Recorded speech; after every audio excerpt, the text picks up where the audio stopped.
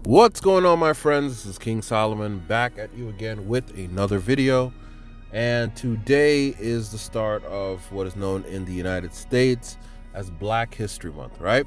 So what I wanted to do is I wanted to highlight that, but I didn't want to do what's commonly done, which is, everyone talks about the same people that we know from before, Sojourner Truth, Harriet Tubman, Frederick Douglass, Martin Luther King, all of that stuff, right?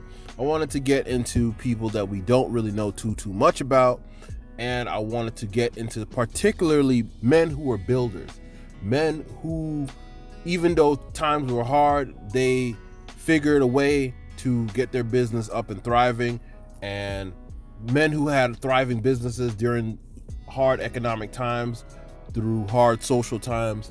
And I wanted to highlight that. And so hopefully I'm going to do my very best. I'm saying this publicly so you can hold me to it.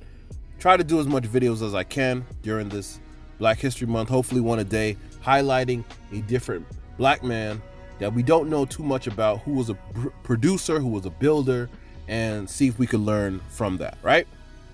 So today I'm going to talk about a gentleman who he started his business.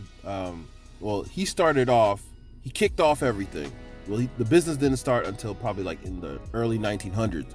But, when it comes to business, anybody who's in business, who's doing business, the day you start your business or you officially incorporate your business, that's not when you officially decide to start. Sometimes you might have started your business, or you might have gotten the groundwork, the framework of your business probably a year or 2 years ago, but you never got all the funds together to really kick things off until maybe a year later or something like that. So this is the situation, but this business is still going on today, 5 generations in.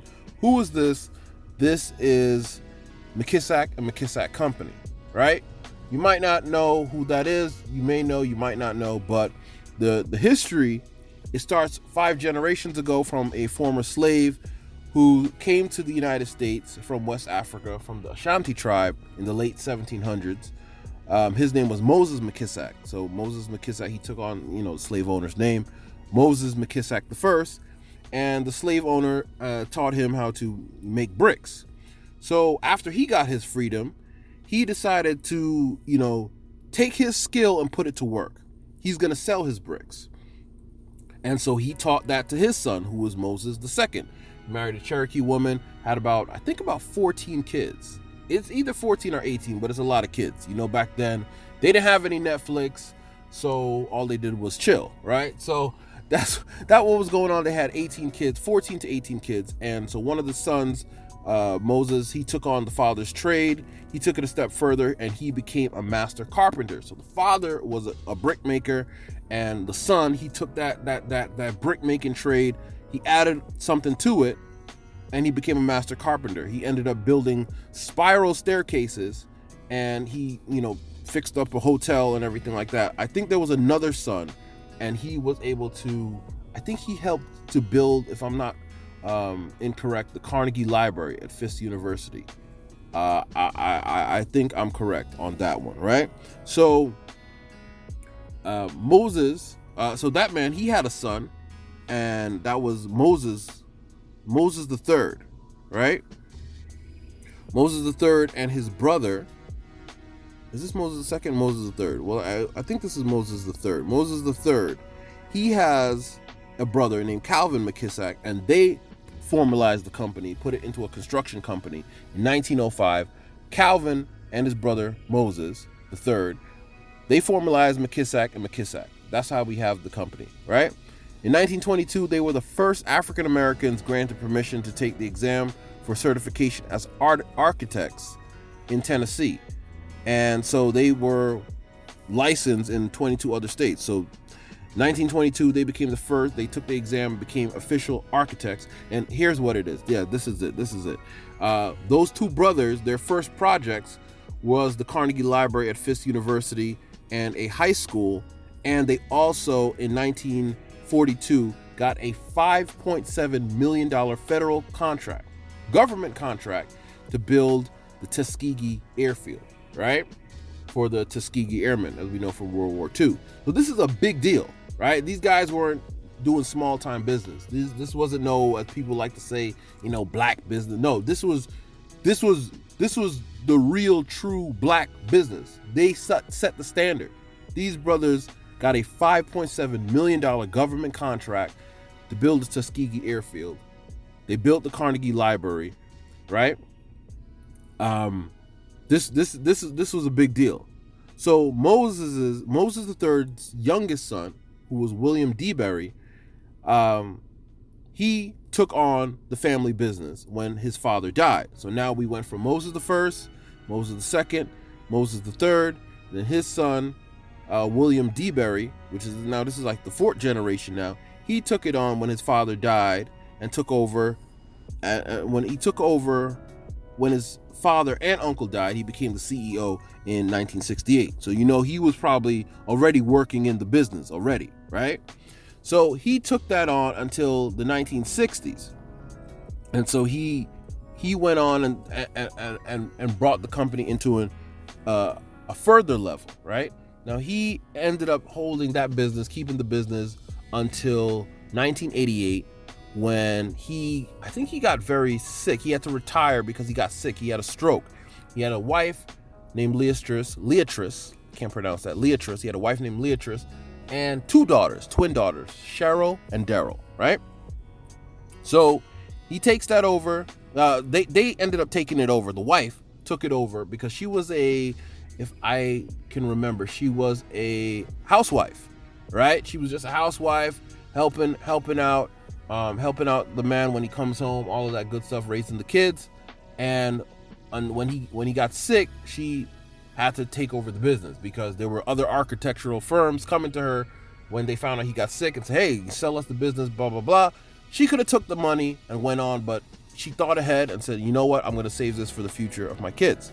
So she took on the company, and she held on to the company until 2002. Her daughters, they got master's degrees in civil engineering, and they took on the business after 2002. Now, I believe that when they took it on, they split. I think because it's the same company, it's still Mckissack and Mckissack, but I think one sister lives in DC and one sister lives in New York. And they split I'm not sure if they split. I think so. I really believe so. Let me go back in my notes and check. Yes, it looks like that's what they did. They took the company and one opened one office of Mckissack in New York, and another one opened one in DC.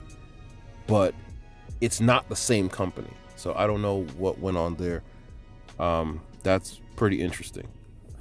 You guys can go check that out to see what's going on with that. But anyhow, they took it to a higher level because, let me make sure I get the right sister. I think this is the sister who was in DC. Her name is Daryl.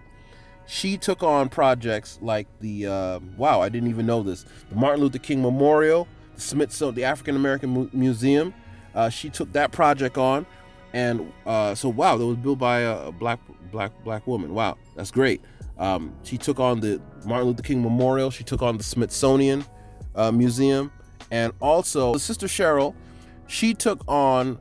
This is the sister that lives in the New York area. She took on projects like the Columbia University Manhattansville's campus, the Barclay Center in Brooklyn. Wow, she did that, which is home of the Brooklyn Nets and the New York Islanders. She took that on.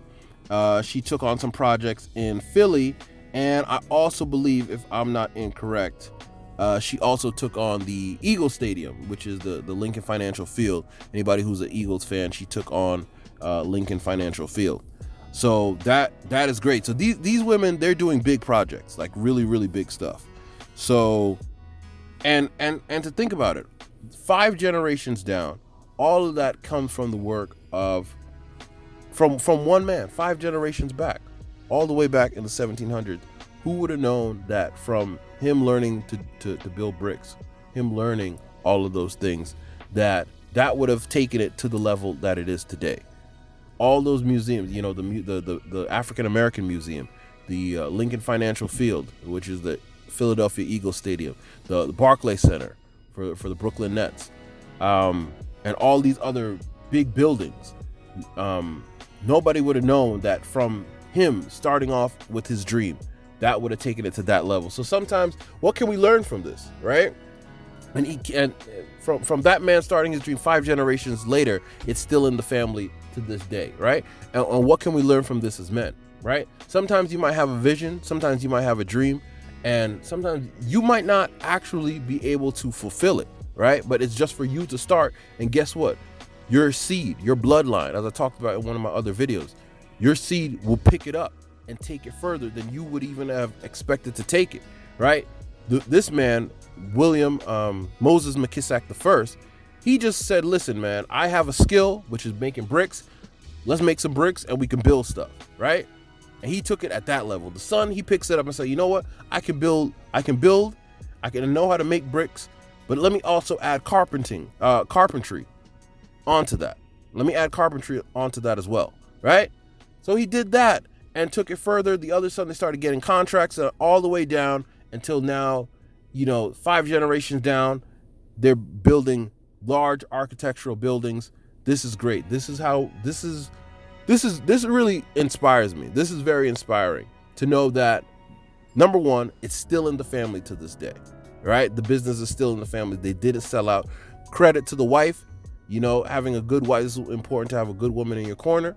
When it does happen, it's a great thing to have a good woman in your corner, because she could have sold the business, right? She could have sold it to all those companies, but she kept it in the business, thinking long term. That's amazing, all right? So brothers, don't want to keep this too long, but just want to let you know, stick with your dreams, pursue them, right? It might seem something small, not even just for you, but for your bloodline, your generations, right?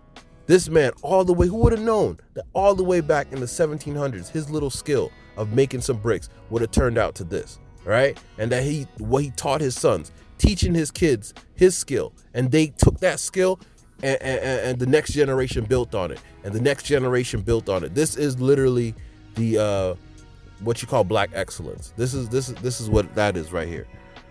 So I don't want to get too long-winded, but this is the first video, the first day of Black History Month. I think we're off to a pretty good start, learning about Moses Mckissack. Well, one of the sons' name was William D. Berry. Moses Mckissack and the Mckissack Company.